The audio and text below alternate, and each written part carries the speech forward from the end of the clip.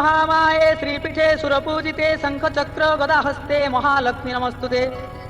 नमस्ते गरुडारूढे कुलासुरो भयंकरी सर्वपाप हरे देवी महालक्ष्मी नमस्तुते। सर्वज्ञे सर्ववरदे सर्वदुष्ट भयंकरी सर्वदुःख हरे देवी महालक्ष्मी नमस्तुते। सिद्धि बुद्धि प्रदे देवी भक्ति मुक्ति प्रदायिनी मंत्रमूर्ते सदा देवी महालक्ष्मी नमस्तुते। आद्यंतरहिते देवी आद्यशक्ते माहेश्वरी जोगे जे जोग संधुते महालक्ष्मी नमस्तुते। स्थूल सूक्ष्म महारौद्रे महाशक्ति महोदरे महापाप हरे देवी महालक्ष्मी नमस्तुते। पद्मासन स्थिते देवी परम ब्रह्म स्वरूपिणी परमेष्ठी जगन्मातो महालक्ष्मी नमस्तुते।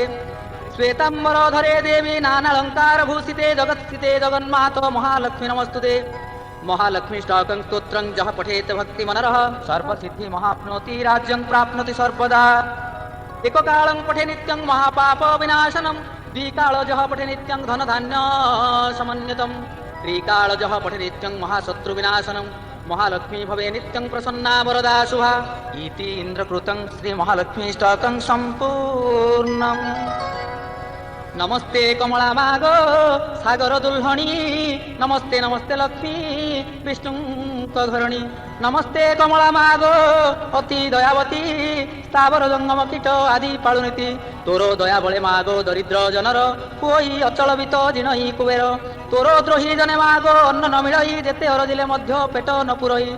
तोहर चरित मन देई जे शुणई कि अबा भक्ति भावे सर्वदा गुणई।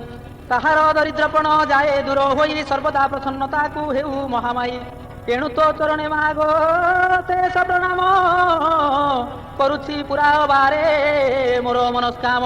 तो चरित किंचिते मु करिबि गायन जगत जननी बारे दियो दिव्य ज्ञान। दिने जे नारद पराशर मुनि दुई भ्रमी भ्रमी एक ग्रामे प्रवेशिले जाई।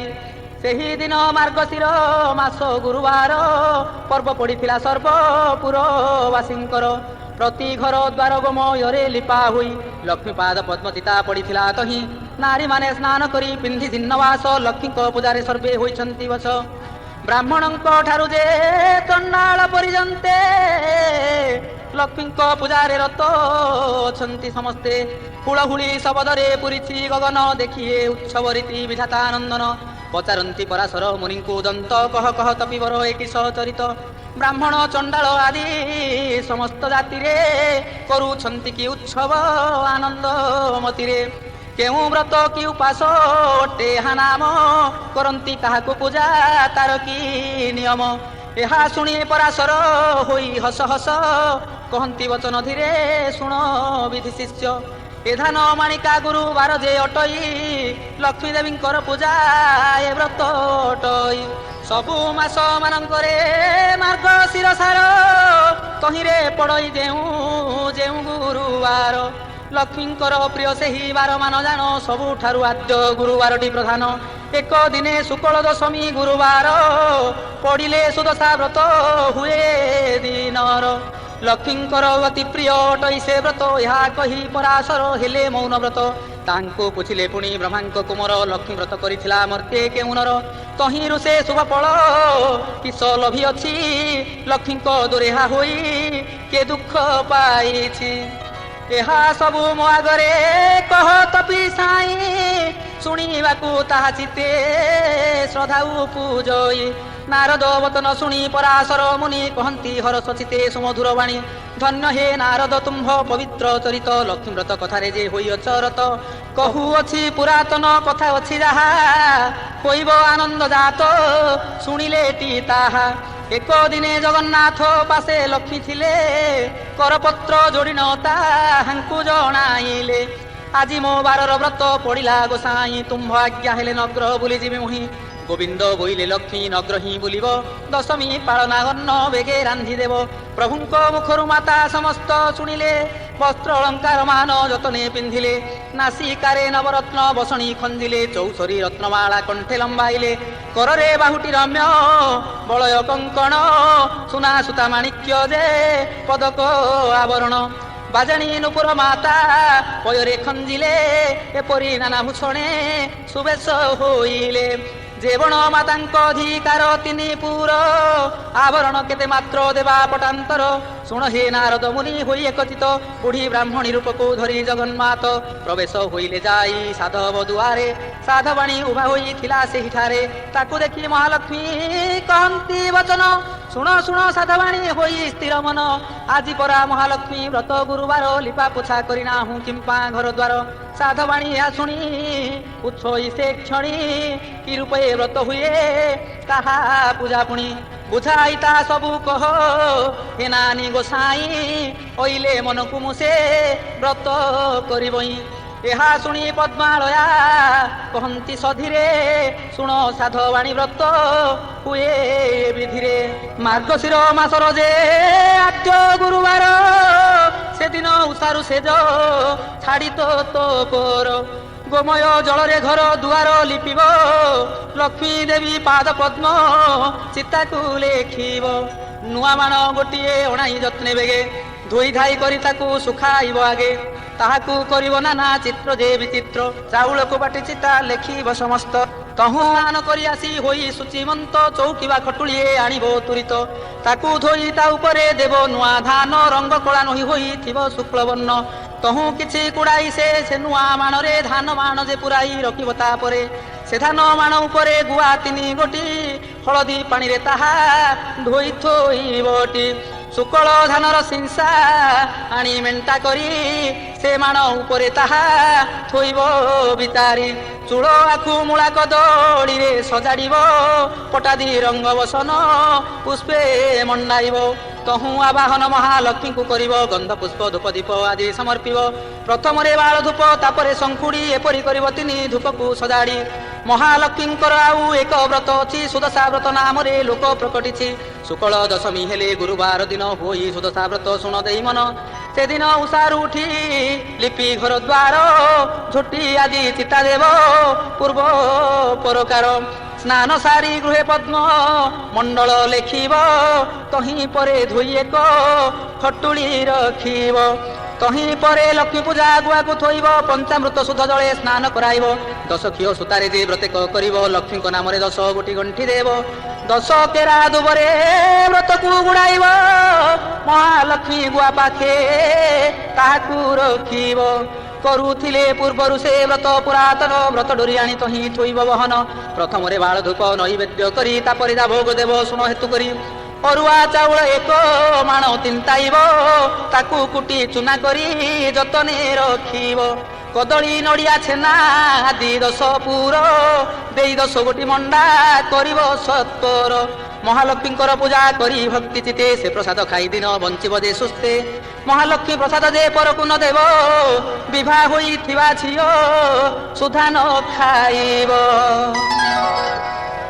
ନେଉତାରୁ କଥା ଏକ ମନ ଦେଇ ଶୁଣ ଗୁରୁବାର ଦିନ ଯେଉଁ କଥା ନିବାରଣ ସେ କଥା କହୁଛି ଏବେ ସାଧବାଣୀ ଶୁଣ କେବେ ନ ଭାଜିବ ଖଇ ଗୁରୁବାର ଦିନ ଯେଉଁ ନାରୀ ଗୁରୁବାର ଦିନରେ ଆମିଷ କୁଞ୍ଜଇ ଲୋଭରେ କିବା ନ ପଖାଳେ କେଶ ଗୁଞ୍ଜଇ ଉଚ୍ଚିଷ୍ଟ କିବା ଲଗାଏ ଯେ ତେଲ ମହାଲକ୍ଷ୍ମୀ ତାର ନିସ୍ତେ ଭାଙ୍ଗି ଦିଅନ୍ତି ଗେଲ ଗୁରୁବାରେ ଦେଉ ନାରୀ ତୁଳାକୁ ନଈ ଲାଉରେ ଆମିଷ ଦେଇ ଯେ ଗ୍ରାସ କରଇ ଖଟର ଛାୟାରେ ଦେହୁ କରଇ ଶୟନ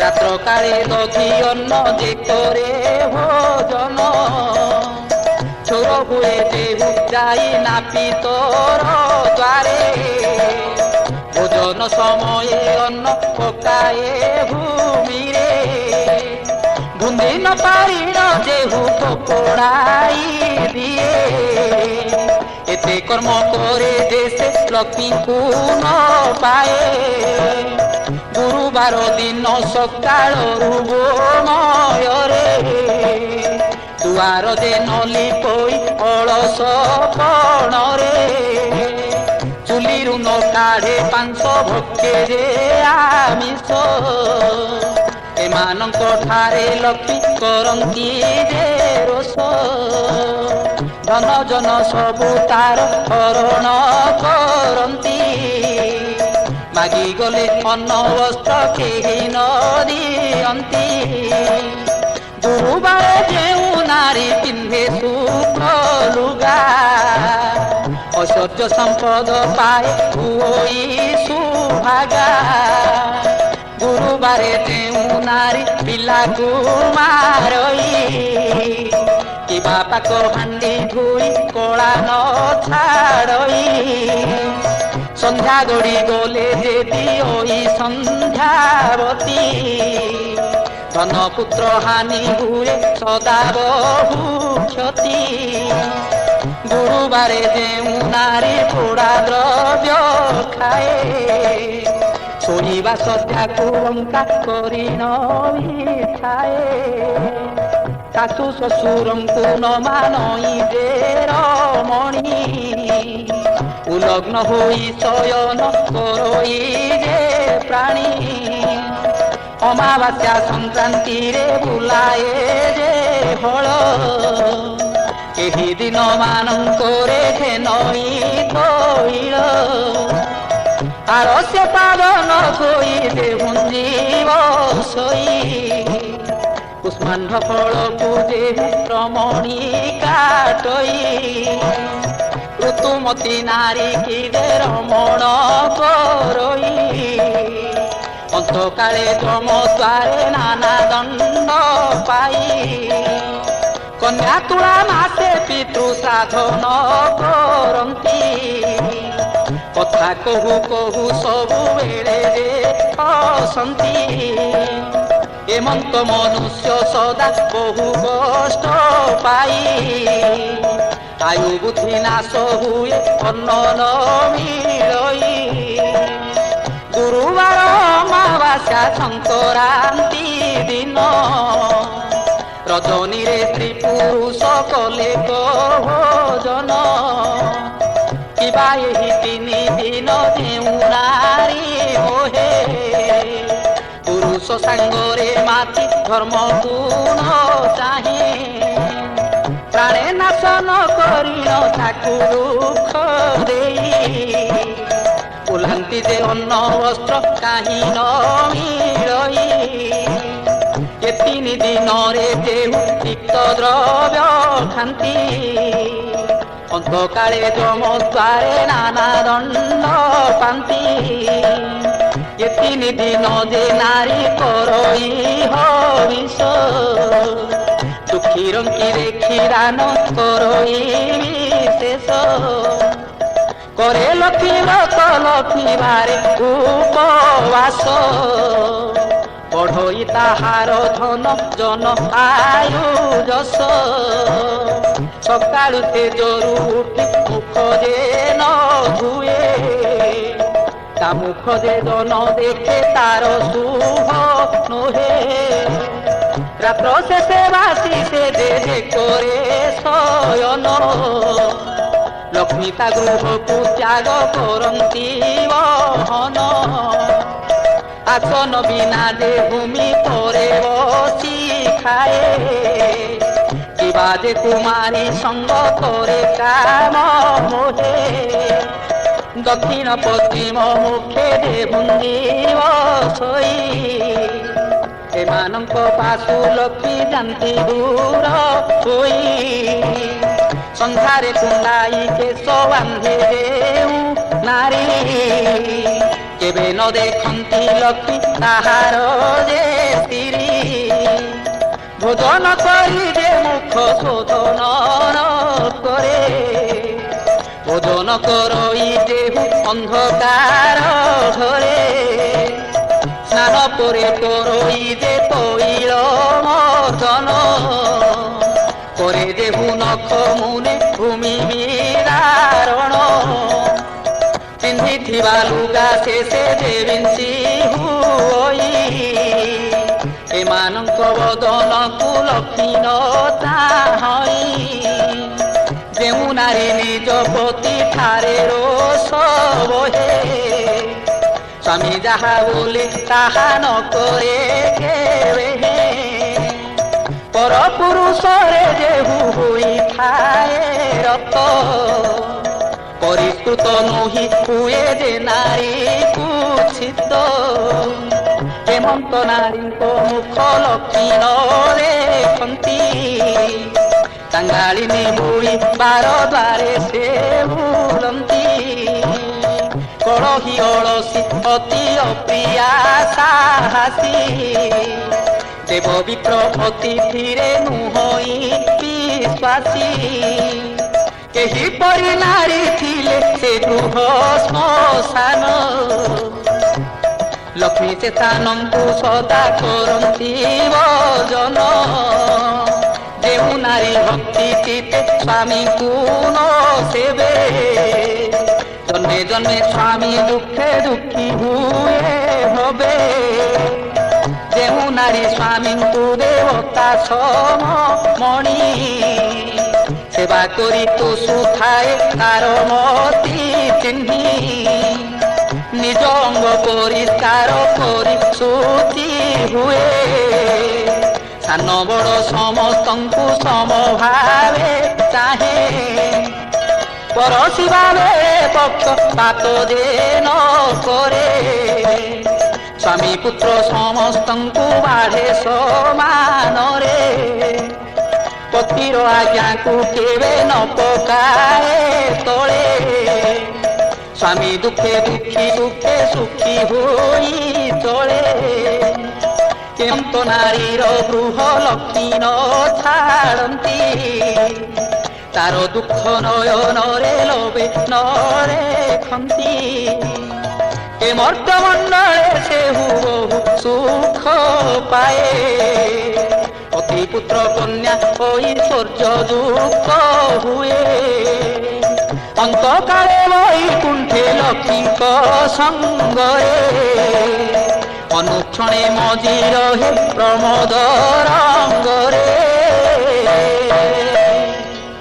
ସଧବା ନାରୀର ପତି ବିନା ନାହିଁ ଗତି ଜପତପ ଦେବ ପୂଜା ତାହାର ନୀତି ପତି ସେବା ଛାଡ଼ି ବୃଥା ବ୍ରତ ଯେ କରଇ ଜନ୍ମ ଜନ୍ମାନ୍ତରେ ବାଲ୍ୟ ବିଧବା ହୋଇ ଯେଉଁ ନାରୀ ଆନନ୍ଦରେ ଅତିଥି ସେବଇ ପୁଣ୍ୟବତୀ ବୋଲି ତାକୁ ପୁରାଣରେ କହି ଏମନ୍ତ ପ୍ରକାରେ ଯେଉଁ ନାରୀ ବା ପୁରୁଷ ଆପଣାର କୁଳ ଧର୍ମ ନ ଛାଡ଼ନ୍ତି ଲେଶ ସଦାକାଳେ କରନ୍ତି ଉତ୍ତମ ଆଚରଣ ଲକ୍ଷ୍ମୀ ତାଙ୍କର ପାଶେ ମିଳନ୍ତି ତକ୍ଷଣ ପତି ସେବା ବିନା ନାହିଁ ନାରୀଙ୍କର ଗତି ପତି ପ୍ରାଣା ନାରୀ କରେ ଦେବଲୋକେ ଗତି ନାରୀଙ୍କର ଲକ୍ଷ୍ମୀ ବ୍ରତ ପତି ସେବା ବିନା ଅନ୍ୟ ଦେବ ପୂଜା ତୀର୍ଥ ଯାତ୍ରା ବିଡ଼ମ୍ବନା ପତି ସେବା ବରଜି ଯେ ମାତେ ଗରବରେ ଗୁରୁବାରେ ଲକ୍ଷ୍ମୀ ବ୍ରତ ଯେ ନାରୀ ନ କରେ ତାହାର ନୋଇ ଭଲ ଜନମେ ଜନମେ ଦୁଃଖ ଶୋକ ରୋଗ ଭୋଗେ ସଂସାରେ ସେ ଭ୍ରମେ ହେମନ୍ତ ତିଆରି ସାଧ ବାଣୀକୁ କହିଲେ ଆଜିଠାରୁ ଲକ୍ଷ୍ମୀ ବ୍ରତ କରଲୋ ବୋଇଲେ ନ କଲେ ସର୍ବସମ୍ପଦ ତୋର କ୍ଷୟ ଯିବ ଅନ୍ନ ବସ୍ତ୍ର ଅଭାବରେ ଦୁଃଖ ଭୋଗ ହେବ ଶୁଣ ହେ ନାରଦ ଠାକୁରାଣୀ ଏହା କହି ସେଠାବରୁ କେତେ ଦୂର ପଥ ଗଲେ ବାହି ଘରେ ଘରେ ପୁରେ ପୁରେ ଲକ୍ଷ୍ମୀ ବିଜେ କଲେ କାହାରି ଦୁଆରେ ଯେ ସୂଚି ନ ଦେଖିଲେ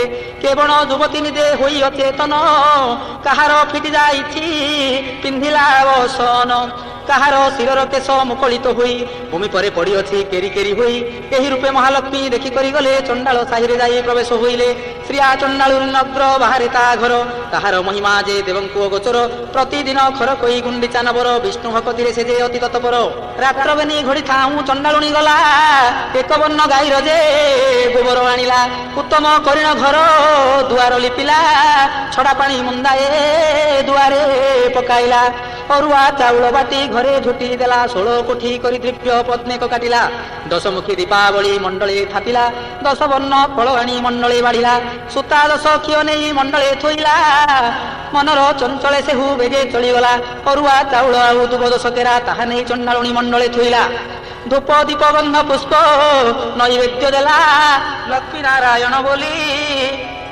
ସୁମରଣା କଲା ନମସ୍ତେ ନମସ୍ତେ ମା ଗୋ ହରିଙ୍କ ଘରଣୀ ମୁଇଁଛା ରହି ନ ଜାତି ନ ଜାଣଇ ପୁଣି ଚଣ୍ଡାଳ ସାହିରେ ଘର ପୁଣି ଚଣ୍ଡାଳୁଣୀ କିଞ୍ଚିତେ ଭକତି ମୋର ଘେନ କମଳିନୀ ଦାଣ୍ଡେ ଦାଣ୍ଡେ ଯାଉଥିଲେ ବିଷ୍ଣୁ ପାଟରାଣୀ ସହି ନ ପାରିଲେ ଚଣ୍ଡାଳୁଣୀର ଦଇନି ପଦ୍ମଫୁଲ ଦେଖି ତାଙ୍କ ବଳିଲା ଶ୍ରଦ୍ଧା। ଦୁଇ ପାଦ ଦେଇ ମାତା ପଦ୍ମେ ହେଲେ ଉଭା। ଚଣ୍ଡାଳୁଣୀ ଘର ଗୋଟି ପାଇଲା ଏକ ଶୋଭା। ଲକ୍ଷ୍ମୀ ବିଜେ କରିଛନ୍ତି କି ଉପମା ଦେବା। ବୋଇଲେ ଲୋ ଚଣ୍ଡାଳୁଣୀ ମାଗି ଘେନବର ପ୍ରସନ୍ନ ହୋଇଲି ଦୁଃଖ ନାସିବି ତୋହର।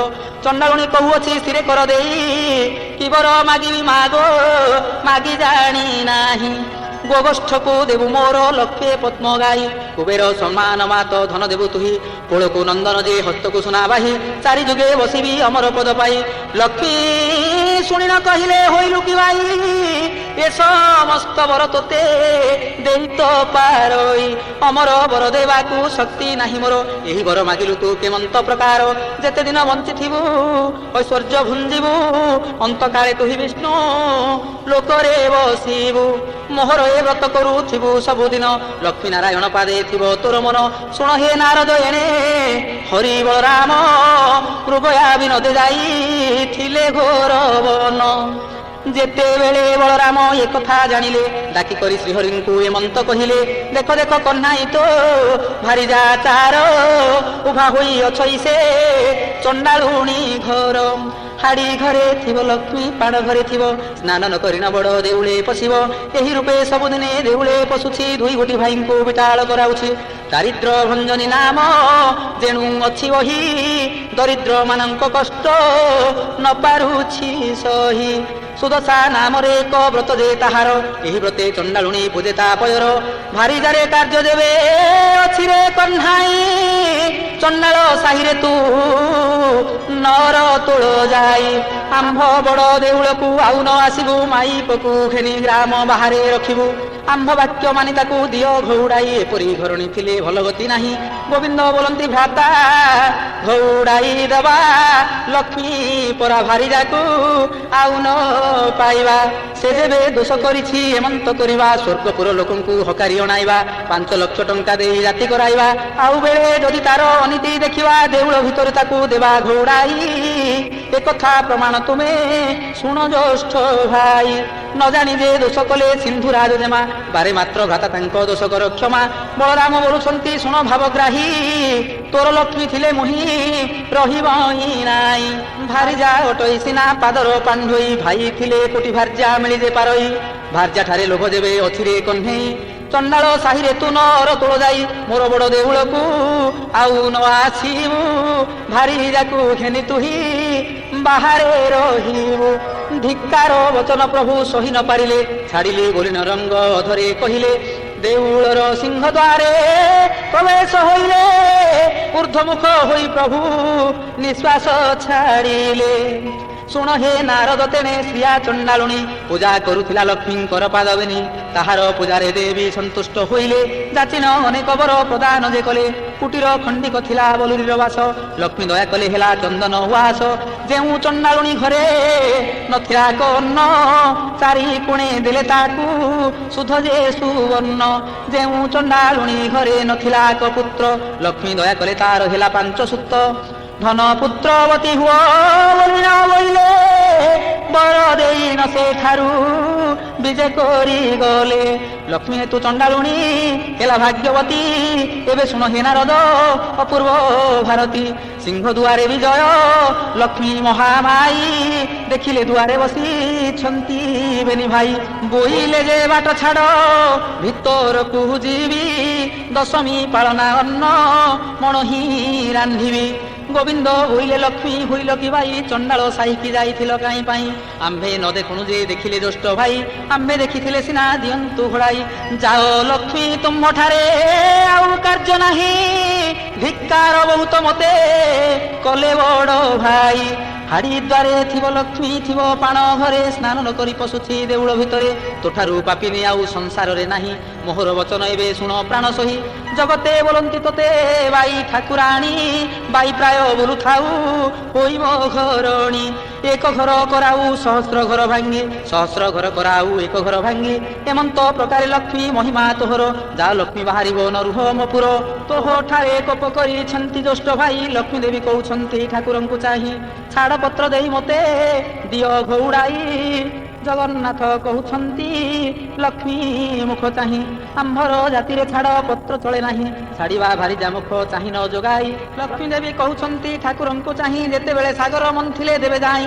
ବେଦ ମନ୍ତ୍ରାଦି ସହିତେ ମୋତେ ଯେ ପାଇଲ ସେତେବେଳେ କଥା ତୁମ୍ଭେ ପାଶୋରିକି ଦେଲ।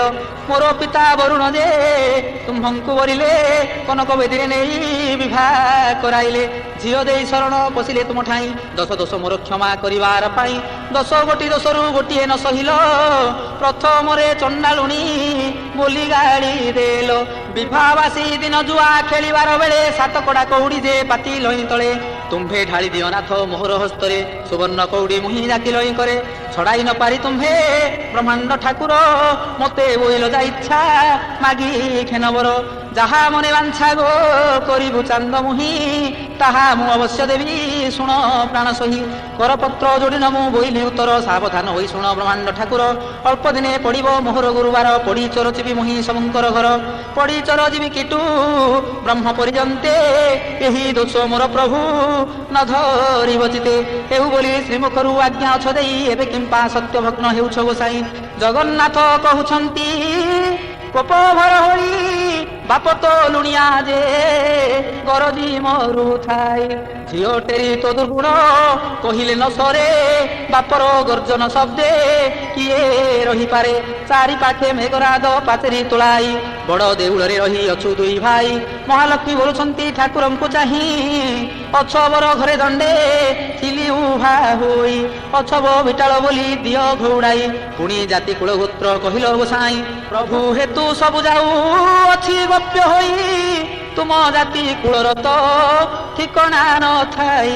ତୁମ୍ଭ ଜାତି କୁଳ ଯେ କହିଲେ ନ ସହରଇ ଗୌଡ଼ ଘରେ ରହିଲ ଦୁଇ ଗୋଟି ଭାଇ। ନିମା ନାମେ ଶିପୁଟି ଯେ ଜାତିରେ ଗୋଲକ ତାହା ଘରେ ଜଗନ୍ନାଥ କଲ ଅନ୍ନଭକ୍ଷ।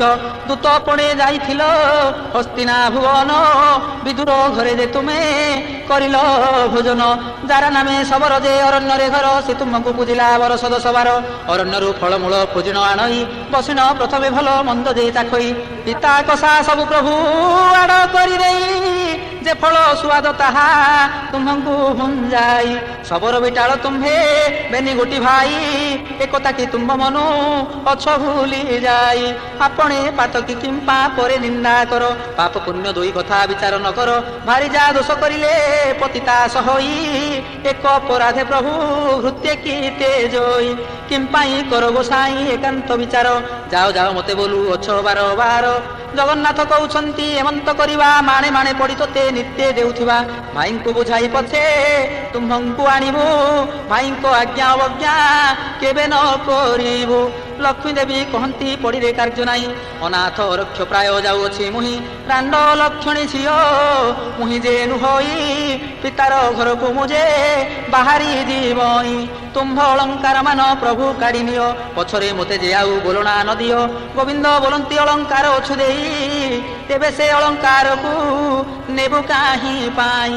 ଭାରି ଯାର ଦେହ ଯେଉଁ ଅଳଙ୍କାର ଥାଏ ସ୍ୱାମୀ ହୋଇ ତାହାଠାରୁ କାଢ଼ି ନକି ନିଏ। ଠାକୁରାଣୀ କହୁଛନ୍ତି ଶ୍ରୀମୁଖକୁ ଚାହିଁ ତୁମ୍ଭର ଅଟଇ ମୁଁ ଯେ ପ୍ରଥମ ବିବାହୀ।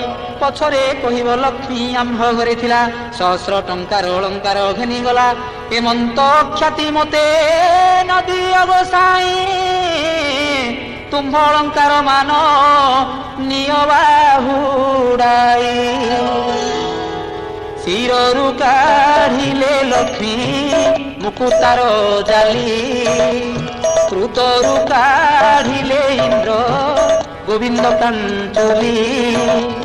ଅଣ୍ଟାରୁ କାଢ଼ିଲେ ମାଏ ରତ୍ନ ଉଢ଼ିଆଣି ନାସିକାରୁ କାଢ଼ିଲେ ଯେ ମୁକୁତା ବସଣି। କର୍ଣ୍ଣଦ୍ୱୟରୁ କାଢ଼ିଲେ ହୀରର କୁଣ୍ଡଳ ଗଳାରୁ କାଢ଼ିଲେ ଯେ ସରିତିନା ମାଳ। ପାଦରୁ କାଢ଼ିଲେ ଦେବୀ ବାଜେନି ନୂପୁର। ଅଙ୍ଗୁଷ୍ଠୀରୁ କାଢ଼ିଲେ ଯେ ଝୁଣ୍ଟିଆ ସତର।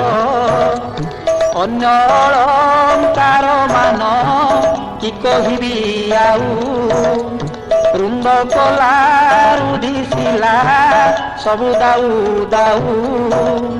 ସବୁ ଅଳଙ୍କାର ମାନ ଏକ ଠାବ କଲେ ରଖ ଦିନ ବନ୍ଧୁ ଏହା ବୋଲି ସମର୍ପିଲେ। କରିବୁ ନେଇ ଆମର ଏ ଅଳଙ୍କାର ପ୍ରୟୋଜନ ନାହିଁ। ଗୃହସ୍ଥ ହୋଇଣ ଯେବେ ଭାର୍ଯ୍ୟାକୁ ଛାଇ 6 ମାସର ଭାତ ଲୁଗା ଲେଖିଣ ଦିଅଇ ଏହି ଅଳଙ୍କାର ସବୁ ତୁମ୍ଭେ ଘିନି ଯାଅ, ବିକି ଭାଙ୍ଗି କରି ଭାତ ଲୁଗା କରୁଥାଅ। ଲକ୍ଷ୍ମୀ ଦେବୀ କହୁଛନ୍ତି ପ୍ରଭୁ ମୁଖ ଚାହିଁ ସାବଧାନ ହୋଇ ଶୁଣ ବ୍ରହ୍ମାଣ୍ଡ ଗୋସାଇଁ। ମହତୁଲ୍ୟ ଆଉ ଯେଉଁ ଭାରି ଜାଣିବ ଏହି ସବୁ ଅଳଙ୍କାର ତାହାକୁ ଦେଇଦେବ। ମୁଁ ହିଁ ଯାଉଅଛି ହୀନ ରକ୍ଷିତା ହୋଇ ମୋର ଅଭିଶାପ ଘେନ ପ୍ରଭୁ ଭାବ ଗ୍ରାହୀ। ସତ୍ୟ ଦେବେ ଚନ୍ଦ୍ର ସୂର୍ଯ୍ୟ ହୁନ୍ତି ଆତ ଜାତ, ସତ୍ୟ ଦେବେ ଚନ୍ଦ୍ର ସୂର୍ଯ୍ୟ ହୁନ୍ତି ଆତ ଜାତ। ତୁମ୍ଭଙ୍କୁ ଅନ୍ନ ନ ମିଳୁ ହେ ଜଗନ୍ନାଥ, 12 ବର୍ଷ ଯାଏ ତୁମ୍ଭେ ଦରିଦ୍ର ହୋଇବ। ଅନ୍ନ ବସ୍ତ୍ର ଜଳ ଦେ ତୁମ୍ଭଙ୍କୁ ନ ମିଳିବ। ମୁହିଁ ଚଣ୍ଡାଳୁଣି ଦେବେ ଟେକି ଦେବି ଅନ୍ନ, ଭୋଜନ କରିବ ତେବେ କାଳିୟ ଗଞ୍ଜନ।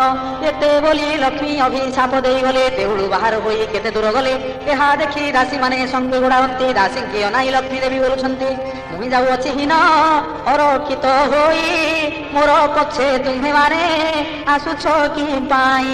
ଏହିପରି ହୋଇ ଯେବେ ପିତା ଘର ଯିବି, 4 ଦିନ ମାତ୍ର ତ ହିଁ ରହି ନ ପାରିବି। ଜଗନ୍ନାଥ ପ୍ରାୟ ବନ୍ଧୁ ପିତା ଘର ଯିବେ, ତାଙ୍କୁ ଦେଖି ପିତା ମୋତେ ସମର୍ପଣ ଦେବେ। ସାପ ଦେବା ଫଳ ମୋ ହୋଇବ କାରଣ, ଦରିଦ୍ର ନହିବେ ପ୍ରଭୁ ଦେବ ଭଗବାନ। ଏତେ ବୋଲି ଲକ୍ଷ୍ମୀ ଦେବୀ ମନେ ଚିନ୍ତା କଲେ, ବିଶ୍ୱକର୍ମାଙ୍କୁ ତମାଏ ମନେ ସୁମରିଲେ। ବୈକୁଣ୍ଠପୁରରେ ବିଶ୍ୱକର୍ମା ରହିଥିଲେ, ସ୍ମରଣ ମାତ୍ରକେ ଲକ୍ଷ୍ମୀ ଛାମୁରେ ମିଳିଲେ। କିସ ଆଜ୍ଞା ହେଉ ମୋତେ ଲକ୍ଷ୍ମୀ ମହାମାଇ, ଶୁଣି ଆଜ୍ଞା ଦେଲେ ବିଶ୍ୱକର୍ମାକୁ ଯେ ଚାହିଁ। ଚଣ୍ଡାଳୁଣି ଭାବି ପ୍ରଭୁ ଦେଲେ ଘଉଡ଼ାଇ, ପାରିବୁ କି ଖଣ୍ଡିଏ କୁଡ଼ିଆ ତୋଳି ଦେ। ଆଜ୍ଞା ମାତ୍ରେ ବିଶ୍ୱକର୍ମା ବେଗେ ଚଳିଗଲେ। 3 ବର୍ଷ ପରମାଣେ ଉଆସ ତୋଳିଲେ, ସୁବର୍ଣ୍ଣର କାନ୍ଥମାନ ସବୁ ଘରେ ଗଲେ। ହୀରା ନୀଳା ମାଣିକ୍ୟାଦି ତହିଁ ଖଞ୍ଜାଇଲେ, କଣ୍ଠିସ୍ଥଳେ ଅନେକ ମୁକୁତା ଲଗାଇଲେ। ପ୍ରବାଳର ସ୍ତମ୍ଭମାନ ତହିଁରେ ରଚିଲେ, ପୁର ଦେଖି କମଳିନୀ ସନ୍ତୁଷ୍ଟ ହୋଇଲେ। ବିଶ୍ୱକର୍ମାଙ୍କୁ ବହୁତ ପ୍ରଶଂସା ଯେ କଲେ, ବୈକୁଣ୍ଠପୁରକୁ ବିଶ୍ୱକର୍ମା ଚଳିଗଲେ। ଅଷ୍ଟବେତାଳଙ୍କୁ ଡାକି ଦେବି ଆଜ୍ଞା ଦେଲେ, ଅଷ୍ଟବେତାଳରେ ତୁମ୍ଭେ ହେମନ୍ତ କରିବ। ପ୍ରଥମେ ରୋଷାଇ ଶାଳେ ଯାଇ ନ ପଶିବ। 60 ପଉଟି ଭୋଗ ଭୁଞ୍ଜିବ ଯେ ତହିଁ, 13 ପଉଟି ବ୍ୟଞ୍ଜନ ଖାଇବ ହର୍ଷ ହୋଇ। ଶାଗ ମୁଗ ମଧୁରୁଚି ତିକ୍ତ କାନ୍ଦିରାଇ, ଆମ୍ବିଳ ଖାଇବ ଖଣ୍ଡ ସାକର ମିଶାଇ। ଅମୃତ ମଣହିମାନ ଭୋଜନ କରିବ, ହାଣ୍ଡିମାନ ନେଇ ଏକ ଖାବେ କଚାଡ଼ିବ। ତହୁଁ ଯାଇନ ଭଣ୍ଡାର ମଧ୍ୟରେ ପଶିବ, 52 କୋଟି ଭଣ୍ଡାର ବହିନ ଆଣିବ। କାଣି କଉଡ଼ି କଡ଼ାର ଦ୍ରବ୍ୟ ନ ରଖିବ, ସବୁ ବହି ଆଣି ମୋହ ପାଶେ ସମର୍ପିବ। ବେତାଳ ହୋଇଲେ ମହାଲକ୍ଷ୍ମୀଙ୍କ ଚାହିଁ, କେମନ୍ତ କରିଣ ତହୁଁ ଆଣିବୁ ବୁହାଇ। ଜଗନ୍ନାଥ ମହାପ୍ରଭୁ ତହିଁ ଚାହିଁଥିବେ, ଆମଙ୍କୁ ଦେଖିଣ କାଳେ ପରାଭବ ଦେବେ। ଶୁଣି କମଳିନୀ ନିଦ୍ରାବତୀଙ୍କୁ ରାଇଲେ, ବହନ ମୋଗଲ କର ବୋଲି ନ ବୋଇଲେ। ରାମକୃଷ୍ଣ ନୟନରେ ନିଦ୍ରା ତୁ ଘାରିବୁ, କାଲି ବେଳ 2 ଘଡ଼ି ଯାଏ ନ ଛାଡ଼ିବୁ। ଆଜ୍ଞା ପାଇ ନିଦ୍ରାବତୀ ବେগে ଚଳିଗଲେ, ରାମକୃଷ୍ଣ ନୟନରେ ନିଦ୍ରା ଯେ ଘାରିଲେ। ପାକଶାଳାରେ ବେତାଳେ ପ୍ରବେଶ ହୋଇଲେ, ତହିଁ ଥିବା ପାକ ଦ୍ରବ୍ୟ ସମସ୍ତ ଖାଇଲେ। ହାଣ୍ଡିମାନ ଏକ ଠାବେ ନେଇ କଚାଡ଼ିଲେ, ଭଣ୍ଡାର ଘରରେ ଅଷ୍ଟ ବେତାଳେ ବସିଲେ। ଯେତେ ଦ୍ରବ୍ୟ ପୂର୍ଣ୍ଣ ହୋଇ ରହିଥିଲା ତହିଁ 52 କୋଟି ଭଣ୍ଡାର ଆଣିଲେ ବୁହାଇ। ରାତ୍ର 16 ଘଡ଼ି ଯାକେ ବେତାଳେ ଯେ ତହିଁ, କୁଲାରୁ ଛାଞ୍ଚୁଣି ଯାକେ ସବୁ ନେଲେ ବୋହି। ଦେଖି କରି ମହାଲକ୍ଷ୍ମୀ ସନ୍ତୁଷ୍ଟ ହୋଇଲେ, ତୁମ୍ଭେ ଆଜି ପୁତ୍ରପଣ କରିଲ ହୋଇଲେ। ପ୍ରଶଂସା କରିଣ ମାଏ ବଚନ ଯେ କହି, ସବୁ ଦ୍ରବ୍ୟ ଆଣିଲ ତ ରତ୍ନ ଖଟ ନାହିଁ। 5 ଲକ୍ଷ ଟଙ୍କା ମୂଲ୍ୟ ସେ ଖଟଟଇ, ଯାଉରେ ବେତାଳେ ଖଟ ଆଣ ବହି। ଯେତେବେଳେ ଜଗନ୍ନାଥ ଦରିଦ୍ର ହୋଇବେ, ରତ୍ନ ଖଟ ବିକି କରି ଦିନ କଟାଇବେ। ଜଗନ୍ନାଥ ପ୍ରଭୁ ଯେବେ ମୋତେ ନ ଖୋଜିବେ, ନାରୀଙ୍କୁ ପୁରୁଷ ମାନେ ଆଉ କି ଲୋଡ଼ିବେ। ମୋତେ ଛାଡ଼ି ପ୍ରଭୁ ଯେବେ କରିବେଟି ଘର, କଳି ଯୁଗେ ନାରୀଙ୍କୁ ଯେ ନ ଖୋଜିବେ ନର। ବେତାଳେ ବୋଲୁଅଛନ୍ତି ଲକ୍ଷ୍ମୀ ମୁଖ ଚାହିଁ, ରତ୍ନ ଖଟେ ଶୋଇଛନ୍ତି 2 ଗୋଟି ଭାଇ। 7 କୋଟି ପରାକ୍ରମୀ ପ୍ରଭୁ ବଳରାମ, ପୁଣି ତହିଁ ଶୋଇଛନ୍ତି କାଳିୟ ଗଞ୍ଜନ। 7 କୋଟି ପର୍ବତରୁ ଅଟନ୍ତି ଯେ ଗରୁ, ନାମ ବହି ଅଛନ୍ତି ଅଚଳ ମହାମେରୁ। ମହାଲକ୍ଷ୍ମୀ ବୋଇଲେ ରେ ହେମନ୍ତ କରିବ, ଦୌଡ଼ିଆ ଖଟ ଏକ ଗୋଟି ଯେ ଆଣିବ। ରାମକୃଷ୍ଣ ଦୁହିଁଙ୍କୁ ଯେ ଘୋଡ଼ାଇ ନ ଦେବ, ଶୋଇବାର ରତ୍ନ ଖଟ ବହିଣ ଆଣିବ। ଏହା ଶୁଣି ବେତାଳେ ଯେ ଶୀଘ୍ର ଚଳିଗଲେ, ରତ୍ନ ଖଟ ପାଶେ ଦୌଡ଼ିଆ ଖଟ ଦେଲେ। ବଳରାମଙ୍କୁ ପ୍ରଥମେ ଧଇଲେ କଜାଇ ଦୌଡ଼ିଆ ଖଟକୁ ଯେ ଦେଲେ ଗଡ଼ିଆଇ। କେଉଁତାରେ ଜଗନ୍ନାଥ ପ୍ରଭୁଙ୍କୁ ଧଇଲେ ଦୌଡ଼ିଆ ଖଟ ଉପରକୁ ଗଡ଼ାଇଲେ। ଶୋଇବାର ରତ୍ନ ଖଟ ଆଣିଲେ ବହି ମହାଲକ୍ଷ୍ମୀ ଆଗେ ଦେଲେ ଆନନ୍ଦରେ ନେଇ। ବଳରାମ ପିନ୍ଧିବାର ପାଟ ବହି ନେଲେ, ଜଗନ୍ନାଥ ପିନ୍ଧିବାର ନେତ ଘେନିଗଲେ। ଦେଖିକରି ମହାଲକ୍ଷ୍ମୀ ସନ୍ତୁଷ୍ଟ ହୋଇଲେ। ଅଷ୍ଟବେତାଳଙ୍କୁ ବରଯାଚନ ସେ ଦେଲେ। ଆରେ ଅଷ୍ଟବେତାଳରେ ହେମନ୍ତ କରିବ, ବୈକୁଣ୍ଠପୁରକୁ ଯାଇ ସୁଖରେ ରହିବ। ଆଜ୍ଞା ପାଇ ନବେତାଳ ଗଣ ବେଗି ଗଲେ। ବୈକୁଣ୍ଠପୁରରେ ଯାଇ ପ୍ରବେଶ ହୋଇଲେ। ମହାଲକ୍ଷ୍ମୀ ତହୁଁ ଏକ କଥା ବିଚାରିଲେ। ସରସ୍ୱତୀ ଦେବୀଙ୍କୁ ଯେ ହୃଦୟ ସୁମରିଲେ। ବୋଇଲେ ଗୋ ସରସ୍ୱତୀ ହେମନ୍ତ କରିବ, ରାଜ୍ୟ ରାଜ୍ୟ ହୋଇ ଘରେ ଘରେ ବୁଲୁଥିବ। ସର୍ବଦ୍ୱାରେ ଜଗନ୍ନାଥ ବୁଲି ଏକ ଯାଇ ସର୍ବକଣ୍ଠେ ସରସ୍ୱତୀ ବିଜେ କର ତୁହି। ଅନ୍ନ ପାଣି କେହି ତାଙ୍କୁ କିଛି ନ ଦେବେ, ଏତେ ଦୁଃଖ ପାଇଲେ ସେ ମୋତେ ସୁମରିବେ। ଆରାମ ଦାଇନି ରାତି ସୁଖରେ ପାହିଲା, ବେଳ 2 ଘଡ଼ିକରେ ନିଦ୍ରା ଯେ ଭାଙ୍ଗିଲା। ବଳରାମ କହୁଛନ୍ତି ଶୁଣରେ କହ୍ନାଇ, ଗହଳ ଚହଳ ଆଜି କିଛି ଶୁଭୁ ନାହିଁ। ମୁଦିରଥ ପଣ୍ଡାର ତ ତୁଣ୍ଡ ଶୁଭୁ ନାହିଁ। ଦାସୀ ପରିବାରୀ ଯେ ପରିଚ୍ଛା ଗଲେ କାହିଁ। ଶ୍ରୀମୁଖ ପଖାଳିବାକୁ ଜଳ ନ ମିଳଇ, କି ବୁଦ୍ଧି କରିବା ଏବେ କହରେ କହ୍ନାଇ। ଜଗନ୍ନାଥ କହୁଛନ୍ତି ଶୁଣ ଜ୍ୟେଷ୍ଠ ଭାଇ, ଲକ୍ଷ୍ମୀ ଛାଡ଼ିଗଲାରୁ ଯେ ହେମନ୍ତ ହୋଇ।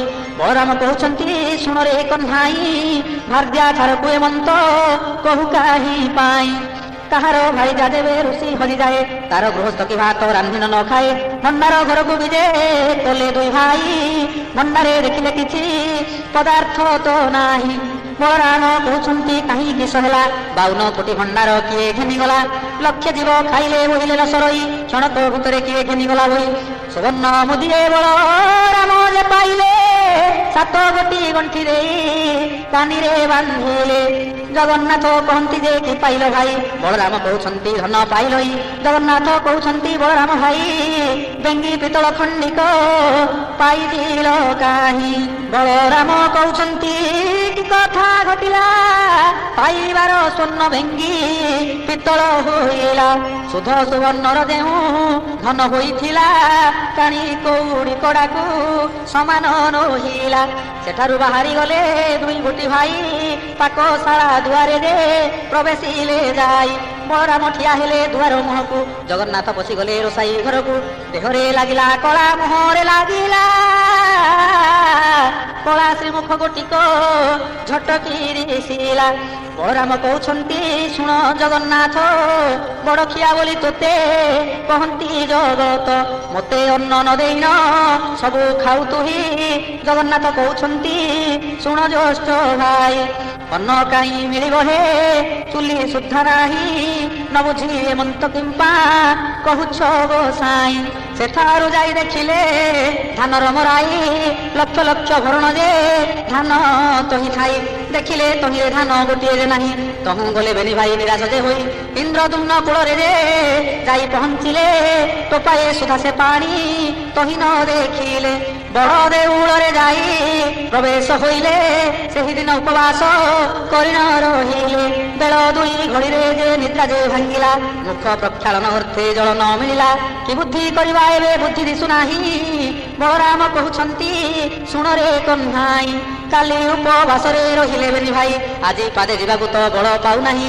କେଉଁଠାରୁ ଯେବେ ଆଜି ନ ମିଳିବ ଅନ୍ନ, କେମନ୍ତ ପ୍ରକାରେ ଆମ୍ଭେ ଧରିବା ଜୀବନ।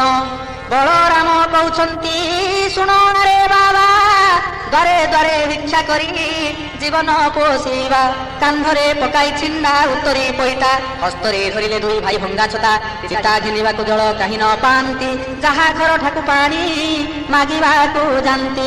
ଚୋର ଖଣ୍ଟ ବୋଲି ମାରି ଘଉଡ଼ାଇ ଦିଅନ୍ତି, ସେଠାରୁ 2 ଭାଇ ଭୟ ପଳାନ୍ତି। ଜଗନ୍ନାଥ କହୁଛନ୍ତି ଶୁଣ ଜ୍ୟେଷ୍ଠ ଭାଇ, ବଡ଼ ପଣ୍ଡା ଘରକୁ ହେ ଚାଲ ଏବେ ଯାଇ। ହସ୍ତ ଧରା ଧରି ହୋଇ ବେନି ଭାଇ ଗଲେ, ବଡ଼ ପଣ୍ଡା ଘର ଠାରେ ପ୍ରବେଶ ହୋଇଲେ। ବଧୂ ତାର କହି ଶାଶୁ ଆଗେ ଯାଇ, ବ୍ରାହ୍ମଣ ଯେ 2 ଗୋଟି ଆସିଛନ୍ତି ଧାଇଁ। ଶାଶୁ ରାଣ୍ଡି ତାହାଙ୍କୁ ଯେ ଚିହ୍ନି ନ ପାରିଲା, ଧାଇଁ ଆସି ବେଗେ ଦାଣ୍ଡ କବାଟ ପିଲା। ଆସ ଆସ ବହୁଲ ପିଟଣା ଠେଙ୍ଗା ନେଇ, ଚୋର କି ଖଣ୍ଟ ଏ ଦୁହେଁ ଦେବା ଗଉଡ଼ାଇ।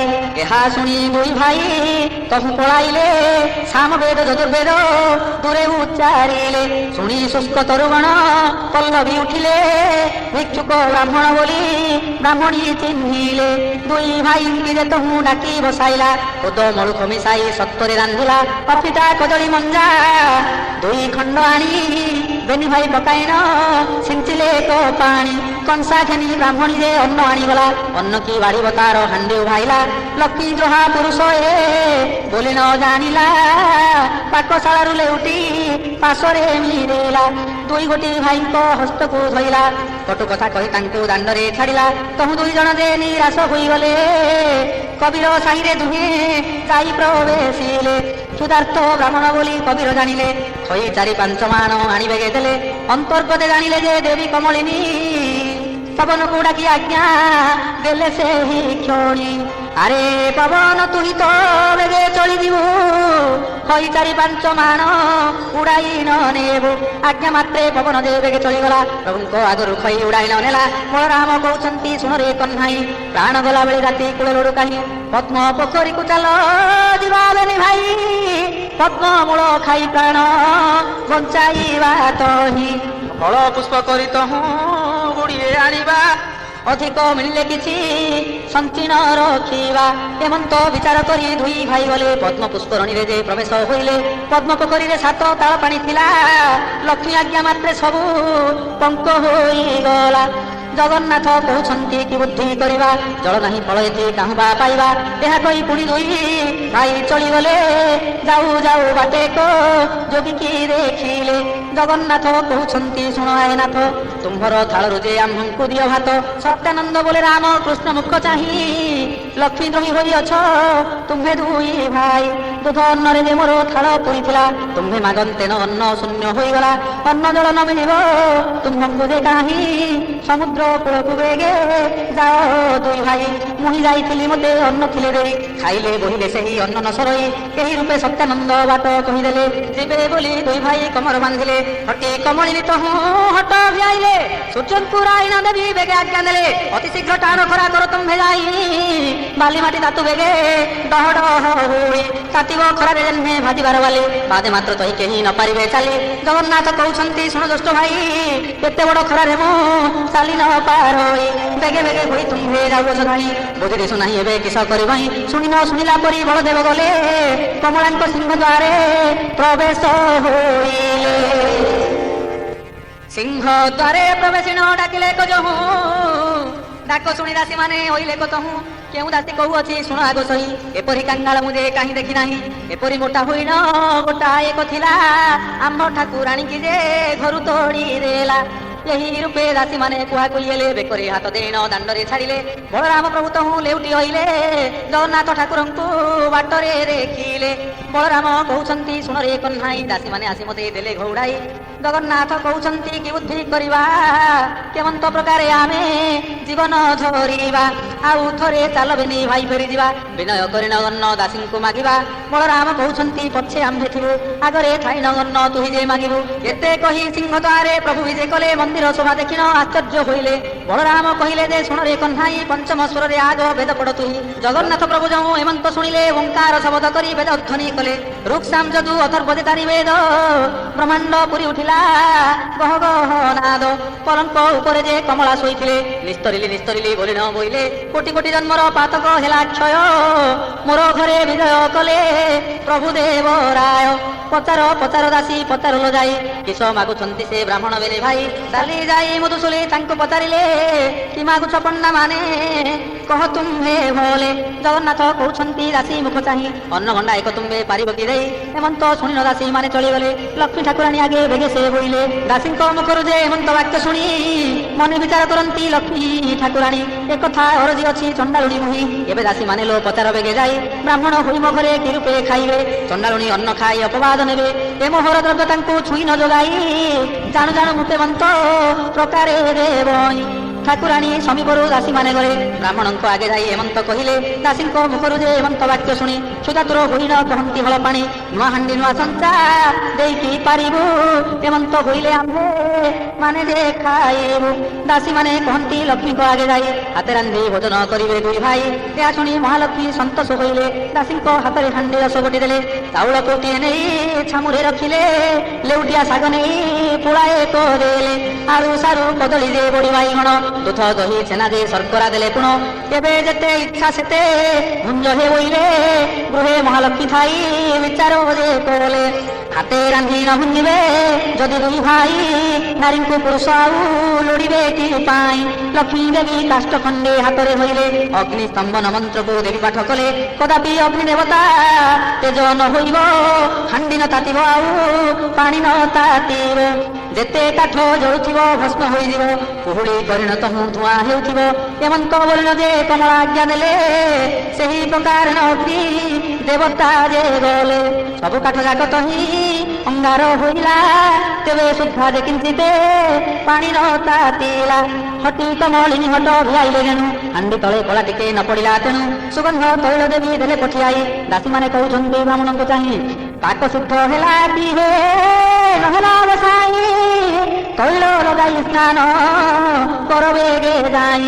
ଜଗନ୍ନାଥ କହନ୍ତି ଯେ ପାଣି ନ ତାତିଲା ପାକ କି କରିବୁ ବେଳ ଉଛୁର ହୋଇଲା।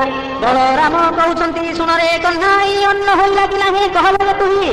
ଜଗନ୍ନାଥ କହୁଛନ୍ତି ଶୁଣ ନାରେ ଭାଇ ଅନ୍ନ କି ହୋଇବ ଟିକେ ପାଣି ତାତି ନାହିଁ। ବଳରାମ କହୁଛନ୍ତି ରେ ଅଧୁଆ ମୁହାଁ ରାନ୍ଧି ନ ଜାଣି ତୁ ହୋଇ ଅଛୁ ରାନ୍ଧୁଣିଆ କହି ଆଡ଼କୁ ମୁହିଁ ରାନ୍ଧୁଅଛି ଯାଇ। ଅନ୍ନ ରାନ୍ଧିବାକୁ ଗଲେ ବ୍ରହ୍ମାଣ୍ଡ ଗୋସାଇଁ ଫୁଙ୍କି ଫୁଙ୍କି ବଳରାମ ବିରକ୍ତ ହୋଇଲେ। କାଠ ଖଣ୍ଡେ ଘିଣି ନ ଦେ ହାଣ୍ଡି ପିଟି ଦେଲେ। ସୁଧାରେ ଯେ ଦୁଇ ଭାଇ ଆକୁଳ ହୋଇଲେ କି ବୁଦ୍ଧି କରିବା ଜଗନ୍ନାଥଙ୍କୁ ବୋଇଲେ। ଜଗନ୍ନାଥ ବୋଇଲେ ତ ବୁଝି ଦିଶୁ ନାହିଁ ସୁଧାରେ ଆତୁର ହେଉଅଛି ମୋର ଦେହି। ବଳରାମ କହୁଛନ୍ତି ଶୁଣ ଜଗନ୍ନାଥ ଜାତି ପଛେ ଯାଉ ତାର ଘରେ ଖାଉ ଭାତ। ଯେବେ ଏହା ଘରେ ଭାତ ଆମକୁ ନ ଦେବ ଆମ୍ଭ ଦୁଇ ଭାଇଙ୍କର ମରଣ ହୋଇବ। ଲେଉଟିଣ ଦାସୀ ଯାଇ ଲକ୍ଷ୍ମୀଙ୍କୁ କହିଲେ ବ୍ରାହ୍ମଣ ତ ହାଣ୍ଡି ଭାଙ୍ଗି ଫୋପଡ଼ାଇ ଦେଲେ। ଏହା ଶୁଣି ଲକ୍ଷ୍ମୀ ଦେବୀ ମନେ ଚିନ୍ତା କଲେ କେତେ ଦୁଃଖ ଦିନ ବନ୍ଧୁ ଦୁହିଁ ଯେ ପାଇଲେ। ସୁବର୍ଣ୍ଣର ଚଟୁ ଗୋଟି ହସ୍ତରେ ଧରିଲେ ସେଇ ଶାଳକୁ ଲକ୍ଷ୍ମୀ ଭିଜେ ଭିଜେ ତୋଳେ। ପ୍ରଥମେ ରାନ୍ଧିଲେ ମାଗୋ ଭୋଗଡ଼ା ଯେ ଅନ୍ନ ମୁଗ ମଧୁରୁତି ନାନାଦି ବ୍ୟଞ୍ଜନ। ଆମ୍ବିଳ ସାକର କଲେ କଦଳୀର ଭଜା ଅତି ଯତ୍ନେ କଲେ ମାଏ ପିଅଣ ଯେ ମଞ୍ଜା। ଷାଠିଏ ପଉଟିକେ ରନ୍ଧନ କଲେ ଯାଇ ବଗଡ଼ା ଭାତ ମହିମା ଖଳନା ନ ଯାଇ। ଦୁଧ ପୁଳି କଲେ ମାତ ଭୂତ ପୁଳି କଲେ ଅତି ଯତନରେ ମାଏ ସର ପୁଳି କଲେ। ଯେତେ ଦ୍ରବ୍ୟ ରାନ୍ଧିଛନ୍ତି ବ୍ରାହ୍ମଣ ପୁରୁଟି ବଢ଼ିର ବହୁର କଲେ ପକାଇ ନ ସାଥି। ସହସ୍ର ଆଟିକା ରାନ୍ଧି ଦ୍ରବ୍ୟ ସଜାଡ଼ିଲେ ଏ ଗାଁ ସ୍ଥାନରେ ଯତ୍ନେ ରଖାଇ ନ ଦେଲେ। କର୍ପୂର ଛେନା ଶର୍କରା ମରିଚ ଗୋଳାଇ 60 ନଉତି ପଣା ରଖିଲେ ତ କହି। ଭଙ୍ଗବାଣ ବଇଳ ସଙ୍ଗତେ ଛେନା ପଣା ମିଶା କରି ଛେନ ଭାତ ଖଣ୍ଡ ଛେନା। ଲକ୍ଷ୍ମୀଙ୍କର ପାକ ଗୁଣ କେ କହିପାରିବ କ୍ଷଣକ ମଧ୍ୟରେ ମାଏ ସଜାଡ଼ିଲେ ସବୁଥିରୁ ଖଣ୍ଡିଏ ଖଣ୍ଡିଏ ରଖିଥିଲେ ଭୋଜନ ଶେଷକୁ ପୋଡ଼ ପିଠାଏ ରଖିଲେ। ବୋଇଲେ ଦାସୀଙ୍କି କର ଅଙ୍ଗ ମରଦନ ବ୍ରାହ୍ମଣ ବୋଲିଣ ମନେ ନ ପାନ୍ତି ବଭିନ। ବ୍ରାହ୍ମଣ ମାନଙ୍କ ମୁଇଁ ଅଟେ ନିଜ ଦାସୀ ଶୁଣିନ ଆନନ୍ଦ ଚଳିଗଲେ ସବୁ ଦାସୀ। ଦାସୀ ମାନେ କହୁଛନ୍ତି ସୁବେଦୀ ଗୋସାଇଁ ସ୍ନାନ କର ବେଗେ ଅଙ୍ଗ ମରଦନ ହୋଇ। ତହୁଁ ସୁବାସ ଜଳରେ ଦୁହେଁ ସ୍ନାନ କଲେ। ଅଙ୍ଗ ପୋଛିବାକୁ ଗାମୁଛାଏ ଦାସୀ ଦେଲେ ପିନ୍ଧିବାକୁ ପୀତାମ୍ବରୀ ପାଟ ଆଣିଦେଲେ। ସୁବେଶ ହୋଇନ ଦୁଇ ଭାଇ ଦେ ବସିଲେ। ବଳରାମ କହୁଛନ୍ତି ଶୁଣରେ କହ୍ନାଇ ଏମନ୍ତ ପ୍ରକାରେ ମାନ୍ୟ କରେ କିସ ପାଇଁ।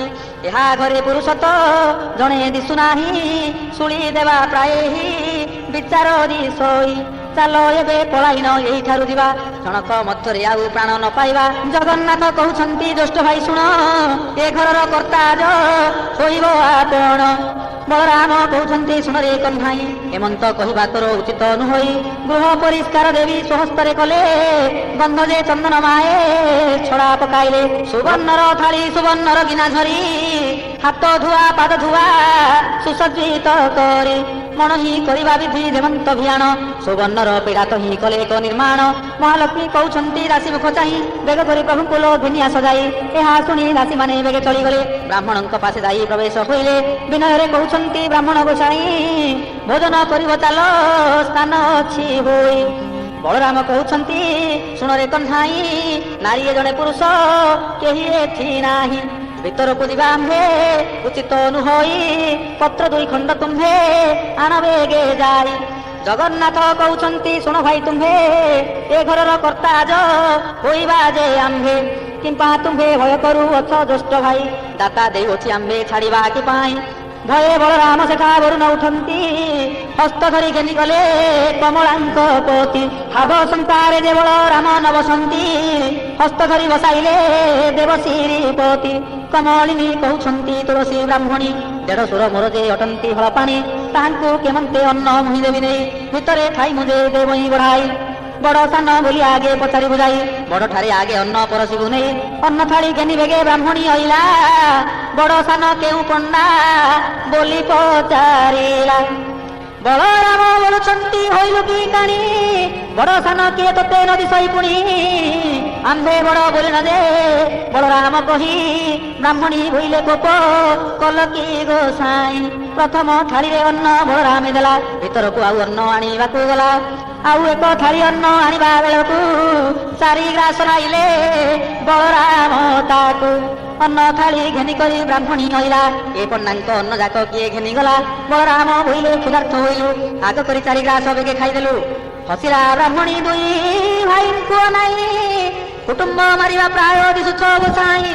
ପୁତ୍ର ଭାରି ଯାକି ତୁମ ଦୁହିଁଙ୍କର ନାହିଁ, ପେଟ ଲାଗି ବୁଲୁ ଅଛ ଦେଶ ଦେଶ ହୋଇ। ସହସ୍ର କାନ୍ଦି କଦଳୀ ରଖିଦେଲେ ନେଇ, 60 ନୌକି ପଣା ବେଗେ ଦେଲେ ଥୋଇ। ଯେଉଁପରି ପ୍ରଭୁଙ୍କର ମନ କରୁଛଇ, ସେହିପରି କମଳିନୀ ଦିଅନ୍ତି ପଠାଇ। ଭୋଜନ ଶେଷକୁ ଯେ ବୋଲନ୍ତି ବଳରାମ, ଲକ୍ଷ୍ମୀଙ୍କ ରାନ୍ଧଣା ପରି ଲାଗୁଛି ଉତ୍ତମ। ଜଗନ୍ନାଥ କହୁଛନ୍ତି ବଳରାମ ଭାଇ, ଲକ୍ଷ୍ମୀ ପରା ଭାର୍ଯ୍ୟାକୁ ପାଇବା ଆଉ କାହିଁ। ଲକ୍ଷ୍ମୀଙ୍କୁ ଭର୍ଚ୍ଛନା କରି ଦେଲେ ଘଉଡ଼ାଇ, ବାହାରି ଗଲେ ସେ ତାଙ୍କ ଇଚ୍ଛା ହେଲା ଯହିଁ। ଏମନ୍ତ ସମୟ ପୋଡ଼ ପିଠା ଦେଲେ ନେଇ, ଜଗନ୍ନାଥ କହୁଛନ୍ତି ବଳରାମ ଭାଇ, ମୋର ମନ କଥାକୁ ଯେ ଲକ୍ଷ୍ମୀ ଜାଣିଥାଇ। ଭୋଜନ ଶେଷକୁ ପୋଡ଼ ପିଠାଏ ଦିଅଇ। ଭୋଜନ ସାରିଣ ପ୍ରଭୁ ଆଚମନ କଲେ, କର୍ପୂର ତାମ୍ବୁଳ ଦୁଇ ଭାଇ ଯେ ଭୁଞ୍ଜିଲେ। ବାହାର ମେଲାରେ ପ୍ରଭୁ ବିଜେ କଲେ ଯାଇ, ଗବାକ୍ଷ ଦ୍ୱାରରେ ଲକ୍ଷ୍ମୀ ଅଛନ୍ତି ଅନାଇ। ପଚାର ପଚାର ରାଶି ପଚାର ଲଗାଇ, ବିବାହ ହୋଇ ଅଛନ୍ତି କି ପଣ୍ଡା ଦୁଇ ଭାଇ। ଏହା ଶୁଣି ଦାସୀମାନେ ବେଗେ ଚଳିଗଲେ, ବ୍ରାହ୍ମଣଙ୍କ ନିକଟରେ ପ୍ରବେଶ ହୋଇଲେ। ପୁତ୍ର ଭାରି ଯାଉଛି କି କାହିଁ ତୁମ୍ଭ ଘର, କେଉଁ ରାଜ୍ୟରେ ବାଡ଼ି ବୃତ୍ତି ଶାସନ ତୁମ୍ଭର। ଜଗନ୍ନାଥ କହୁଛନ୍ତି ଶୁଣ ଦାସୀ ଦୁହି, ବିବାହ ହେବାକୁ ଦ୍ରବ୍ୟ ଆମ୍ଭର ଯେ ନାହିଁ। ଗୁଆ ବାଡ଼ି ଶାସନ ପାଇବୁ ଆମ୍ଭେ କାହିଁ, ଲକ୍ଷ୍ମୀ ପରା ଭାରିଯାକୁ ଦେଲୁ ଘଉଡ଼ାଇ। କପାଳ ମନ୍ଦ ଆମର ଦୁଇ ଭାଇ ବୁଲୁ, ଲକ୍ଷ୍ମୀ ଘଉଡ଼ାଇ ଆମ୍ଭେ ଦୁଃଖ ପାଇଲୁ। ଦାସିଏ ବୋଇଲେ ପଣ୍ଡା ହୋଇଲ କି ଭାଇ, ନାରୀକି ଛାଡ଼ିଲେ ପୁରୁଷ ଦରିଦ୍ର କି ହୋଇ। ଗୋବିନ୍ଦ ବରନ୍ତି ଆମ୍ଭେ କହୁଅଛୁ ଶୁଣ, କେଉଁ ନାରୀ ଥିଲେ ହୁଏ ଐଶ୍ୱର୍ଯ୍ୟ ବର୍ଦ୍ଧନ। କେଉଁ ନାରୀ ଥିଲେ ବଂଶ ନିପାତ ହୋଇ, କେଉଁ ନାରୀ ଥିଲେ ବାସି ପେଜନ ମିଳଇ। କେଉଁ ନାରୀ ଥିଲେ ଶାଢ଼ୀ ସୁନାବଳା ପାଇ, କେଉଁ ନାରୀ ଅଲକ୍ଷଣୀ ଗୃହକୁ ଭାଙ୍ଗଇ। ତୁମ୍ଭ ସାନ୍ତାଣୀ କିବ ପଚାର ତ ଯାଇ, ଦାସୀ କହେ ବାତୁଳ କି ହୋଇଲ ଗୋସାଇଁ।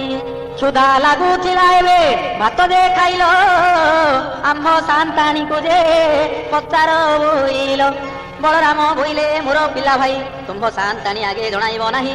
ଜଗନ୍ନାଥ କହୁଛନ୍ତି ଭୟ କାହିଁ ପାଇଁ, କିଛି ନ ବିଚାର ଆହେ ବଳରାମ ଭାଇ। ଲକ୍ଷ୍ମୀଙ୍କର ଗୃହ ସିନା ଅଟୋଇ ଦେହି, ଏଠାରେ ଆପଣ ଭୟ କର କିସ ପାଇଁ।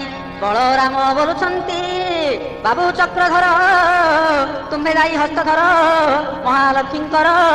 ଆମ୍ଭେ ଦୋଷ କଲୁ ବୋଲି କହ ତାଙ୍କୁ ଯାଇ, ଯହିଁ ଇଚ୍ଛା କହି ଖାଅ ଆମ୍ଭ ମନା ନାହିଁ। ଯେତେବେଳେ ବଳରାମ ଏମନ୍ତ କହିଲେ, ଭିତରପୁରକୁ ପ୍ରଭୁ ନିଜେ ବିଜେ କଲେ। ଧୀରେ ଧୀରେ ଭିତରକୁ ଗଲେ ପିତବାସ, ପ୍ରବେଶ ହୋଇଲେ ଯାଇ କମଳାଙ୍କ ପାଶ। ପାଣି ଝରି ଘେନି କରି କମଳା ହୋଇଲେ, ଦରହାସେ ପ୍ରଭୁଙ୍କର ମୁଖକୁ ଚାହିଁଲେ। ଅତି ଯତନରେ ଦେଲେ ପାଦ ପଦ୍ମ ଧୋଇ, ଠୋକାଏ ପାଦ ଉଦକ ମସ୍ତକେ ଲଗାଇ। କିଛି ପଦ ଉଦକ ଲକ୍ଷ୍ମୀ ଗର୍ଭକୁ କ୍ଷେପିଲେ, ପଞ୍ଚବର୍ଣ୍ଣ ପୁଷ୍ପେ ପାଦ ପଦ୍ମ ପୂଜା କଲେ। ମହାଲକ୍ଷ୍ମୀ କହୁଛନ୍ତି ପ୍ରଭୁଙ୍କୁ ଅନାଇ, ଚଣ୍ଡାଳୁଣୀ ବୋଲି ମତେ ଦେଲ ଘଉଡ଼ାଇ। ଚଣ୍ଡାଳୁଣୀ ଘରେ ଏବେ ଭୁଞ୍ଜିଲ ଗୋସାଇଁ, ଚଣ୍ଡାଳ ବିଚାଳ ହେଲ ଦୁଇ ଗୋଟି ଭାଇ। ଧିକ ତୁମ ବଡ଼ପଣ ଧିକ ତୁମ କଥା, ପଡ଼ୁ ତୁମର ପ୍ରତିଜ୍ଞା ଧିକ ତୁମ ଭ୍ରାତା। ମହାଲକ୍ଷ୍ମୀ ଏ ପ୍ରକାର ବହୁ ଧିକ୍କାରିଲେ, କାଳିଅ ଦଳନ ଶୁଣି କିଛି ନ କହିଲେ। ମହାମାୟୀ ବୋଇଲେ ଯେ ଶୁଣ ମୋ ବଚନ, ମୋରେ କିସ କାର୍ଯ୍ୟ ତୁମ୍ଭେ କହ ହେ ବହନ। କିଛି କ୍ଷଣ ଉତାରେ ବୋଇଲେ ଜଗନ୍ନାଥ, ଏବେ ମନୁମାନ ତେଜ ଜଗତର ମାତ।